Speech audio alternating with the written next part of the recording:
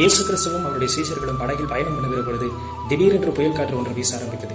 இயேசு கிறிஸ்துவோ ஒரு மூலையில் படுத்து உறங்கிக் கொண்டிருந்தார். அப்பொழுது படகில் இருந்தவர்கள் அவரை பார்த்து, ஆண்டவரே, எங்களை காப்பாற்றும், நாங்கள் மடிந்து போகிறோம் என்று சொல்லி சத்தமிட்டார்கள். உடனே இயேசு கிறிஸ்து எழுந்தவர்களுக்கு முன்பதாக வந்து நின்று, அற்ப விசுவாசிகளை, ஏன் பயப்படுகிறீர்கள்? நான் உங்களோடு கூட தான் இருக்கிறேன் என்று சொல்லி அலைக்கழித்துக் கொண்டிருக்கிற காற்றையும் கடலையும் பார்த்து, இறையாரே, அமைதலா இரு என்று உனக்கு நான் சொல்லுகிறேன் என்று சொன்னார். இயேசு கிறிஸ்து சொன்ன அடுத்த கணமே காற்றும் கடலும் அவருக்கு கீழ்ப்படிந்து அவருடைய வார்த்தைக்கு அடங்கினது. அப்பொழுது படகில் இருந்தவர்கள் அவரை பார்த்து, இவர் யார்? காற்றும் கடலும் இவருக்கு கீழ்ப்படுகிறதே என்று சொல்லி ஆச்சரியப்பட்டார்கள். என் அன்பு சகோதர சகோதரிகளை, ஆபத்து நாளில் என்னை நோக்கி நீ கூப்பிடு, நான் உன்னை விடுவிப்பேன் என்று கர்த்தர் வாக்குத்தத்தம் பண்ணியிருக்கிறார். நம்மை காப்பாற்றுகிறதற்கு யாருமே இல்லை என்று பயந்து போய் நடுங்கினவர்களை பார்த்து இயேசு சொன்னார், பயப்படாதீர்கள், நான் உங்களோடு கூட தான் இருக்கிறேன் என்று சொன்னார். இன்றைக்கு உங்கள் வாழ்க்கையில் புயலை போன்ற பிரச்சனைகளை உங்களை சூழ்ந்திருக்கலாம், காற்றை போன்ற சூழ்நிலைகளை உங்களை சுற்றி நெருக்கிக் கொண்டிருக்கலாம். ஆனாலும் இஸ்ரவேலை காக்கிறவர் உறங்குவதும் இல்லை, தூங்குவதும் இல்லை, நான் உன்னை விட்டு விலகுவதும் இல்லை, உன்னை கைவிடுவதும் இல்லை என்று கர்த்தர் வாக்குத்தத்தம் பண்ணியிருக்கிறார். இன்றைக்கு எந்த சூழ்நிலைகள் இருந்தாலும் ஆண்டவராகிய இயேசு கிறிஸ்துவினிடத்தில் நீங்கள் ஒப்புவித்து விடுங்கள். எதை குறித்தும் பயப்படாதீர்கள். கர்த்தர் உங்களை ஆசீர்வதிப்பாராக.